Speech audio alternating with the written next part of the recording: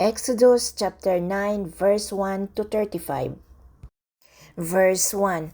Then the Lord said to Moses, "Go to Pharaoh and say to him, This is what the Lord, the God of the Hebrews says, Let my people go so that they may worship me." Verse 2. If you refuse to let them go and continue to hold them back. Verse 3. The hand of the Lord will bring a terrible plague on your livestock in the field, on your horses, donkeys, and camels, and on your cattle, sheep, and goats. Verse 4. But the Lord will make a distinction between the livestock of Israel and that of Egypt, so that no animal belonging to the Israelites will die. Verse 5. The Lord set a time and said, "Tomorrow the Lord will do this in the land." Verse 6. And the next day the Lord did it. All the livestock of the Egyptian died, but not one animal belonging to the Israelites died. Verse 7. Pharaoh investigated and found that not even one of the animals of the Israelites had died. Yet his heart was unyielding, and he would not let the people go. Verse 8. Then the Lord said to Moses and Aaron, "Take handfuls of soot from a furnace and have Moses toss it into the air in the presence of Pharaoh." Verse 9. It will become fine dust over the whole land of Egypt, and festering boils will break out on people and animals throughout the land. Verse 10. So they took soot from a furnace and stood before Pharaoh. Moses tossed it into the air, and festering boils broke out on people and animals. Verse 11. The magicians could not stand before Moses because of the boils and were on them and on all the Egyptians. Verse 12. But the Lord hardened Pharaoh's hearts, and he would not listen to Moses and Aaron, just as the Lord had said to Moses. Verse 13. Then the Lord said to Moses, "Get up early in the morning, confront Pharaoh and say to him, This is what the Lord, the God of the Hebrews says, Let my people go, so that they may worship me." Verse 14. Or this time I will send the full force of my plague against you and against your officials and your people, so you may know that there is no one like me in all the earth. Verse 15. For by now I could have stretched out my hands and struck you and your people with a plague that would have wiped you off the earth. Verse 16. But I have raised you up for this very purpose, that I might show you my power and that my name might be proclaimed in all the earth. Verse 17. You still set yourself against my people and will not let them go. Verse 18. Therefore, at this time tomorrow, I will send the worst hailstorms that has ever fallen on Egypt, from the day it was founded till now. Verse 19. Give an order now to bring your livestock and everything you have in the field to a place of shelter, because the hail will fall on every person and animals that has not been brought in and is still out in the field, and they will die. Verse 20. Those officials of Pharaoh who feared the word of the Lord hurried to bring their slaves and their livestock inside. Verse 21. But those who ignored the word of the Lord left their slaves and livestock in the field. Verse 22. Then the Lord said to Moses, "Stretch out your hands toward the sky so that hail will fall all over Egypt, on people and animals and on everything growing in the field of Egypt." Verse 23. When Moses stretched out his staff toward the sky, the Lord sent thunder and hail, and lightning flashed down to the ground, so the Lord rained hails on the land of Egypt. Verse 24. Hail fell and lightning flashed back and forth. It was the worst storms in all the land of Egypt since it had become a nation. Verse 25. Throughout Egypt, hail struck everything in the fields, both people and animals. It beat down everything growing in the field and stripped every tree.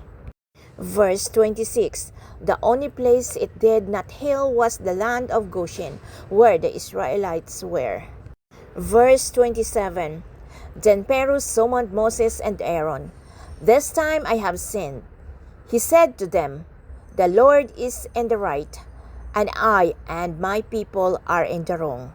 Verse 28. Pray to the Lord, for we have had enough thunder and hail. I will let you go. You don't have to stay any longer. Verse 29. Moses replied, When I have gone out of the city, I will spread out my hands in prayer to the Lord. The thunder will stop and there will be no more hail, so you may know that the earth is the Lord's. Verse 30. But I know that you and your officials still do not fear the Lord God. Verse 31. The flock and barley were destroyed, since the barley had heeded and the flock was in bloom. Verse 32. The wheat and spelt, however, were not destroyed, because they were ripened later. Verse 33. Then Moses left Pharaoh and went out of the city. He spread out his hands toward the Lord. The thunder and the hail stopped, and the rain no longer poured down on the land. Verse 34. When Pharaoh saw that the rain and the hail and thunder had stopped, he sinned again. He and his officials hardened their hearts. Verse 35. So Pharaoh's heart was hard, and he would not let the Israelites go, just as the Lord had said through Moses. Exodus chapter 10 verse 1 to 29. Verse 1. Then the Lord said to Moses, Go to Pharaoh, for I have hardened his heart and the heart of his officials, so that I may perform these signs of mine among them. Verse 2. That you may tell your children and grandchildren how I dealt harshly with the Egyptians, and how I performed my signs among them, and that you may know that I am the Lord. Verse 3. So Moses and Aaron went to Pharaoh and said to him, This is what the Lord, the God of the Hebrews, says. How long will you refuse to humble yourself before me? Let my people go, so that they may worship me. Verse 4. If you refuse to let them go, I will bring locusts into your country tomorrow. Verse 5. They will cover the face of the ground so that it cannot be seen. They will devour what little you have left after the hail, including every tree that is growing in your fields. Verse 6.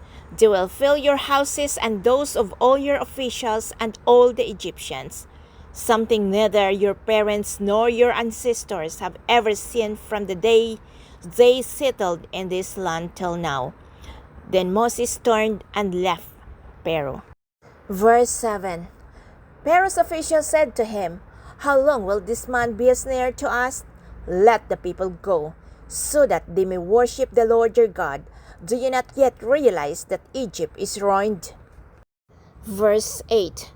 Then Moses and Aaron were brought back to Pharaoh. Go, worship the Lord your God, he said, but tell me who will be going. Verse 9. Moses answered, We will go with our young and our old, with our sons and our daughters, and with our flocks and herds, because we are to celebrate a festival to the Lord. Verse 10. Pharaoh said, The Lord be with you. If I let you go, along with your women and children, clearly you are bent on evil. Verse 11. No, have only the men go and worship the Lord, since that's what you have been asking for.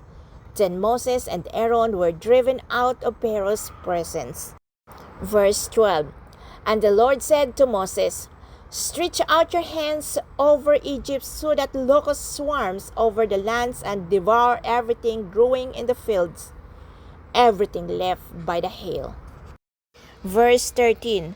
So Moses stretched out his staff over Egypt, and the Lord made an east wind blew across the lands all that day and all that night. By morning, the wind had brought the locust. Verse 14. They invaded all Egypt and settled down in every area of the country in great numbers. Never before had there been such a flock of locusts, nor will there ever be again. Verse 15. They covered all the ground until it was black. They devoured all that was left after the hail, everything growing in the fields and the fruits on the trees. Nothing green remains on tree or plant in all the lands of Egypt. Verse 16. Pharaoh quickly summoned Moses and Aaron and said, I have sinned against the Lord your God and against you. Verse 17. Now forgive my sin once more and pray to the Lord your God to take this deadly plague away from me. Verse 18. Moses then left Pharaoh and prayed to the Lord. Verse 19. And the Lord changed the winds to a very strong west wind, which caught up the locusts and carried them into the Red Sea. Not a locust was left anywhere in Egypt. Verse 20. But the Lord hardened Pharaoh's heart, and he would not let the Israelites go. Verse 21. Then the Lord said to Moses, Stretch out your hands toward the sky so that darkness spreads over Egypt, darkness that can't be felt. Verse 22. So Moses stretched out his hands toward the sky, and total darkness covered all Egypt for 3 days. Verse 23. No one could see anyone else or move about for 3 days. Yet all the Israelites had lights in the places where they lived. Verse 24. Then Pharaoh summoned Moses and said, Go, worship the Lord. Even your women and children may go with you. Only leave your flocks and herds behind. Verse 25. But Moses said, You must allow us to have sacrifices and burnt offerings to presents to the Lord our God. Verse 26. Our livestock too must to go with us. Not a hoof is to be left behind. We have to use some of them in worshiping the Lord our God. And until we get there, we will not know what we are to use to worship the Lord. Verse 27. But the Lord hardened Pharaoh's heart, and he was not willing to let them go. Verse 28. Pharaoh said to Moses, Get out of my sight. Make sure you do not appear before me again. The day you see my face, you will die. Verse 29. Just as you say, Moses replied, I will never appear before you again.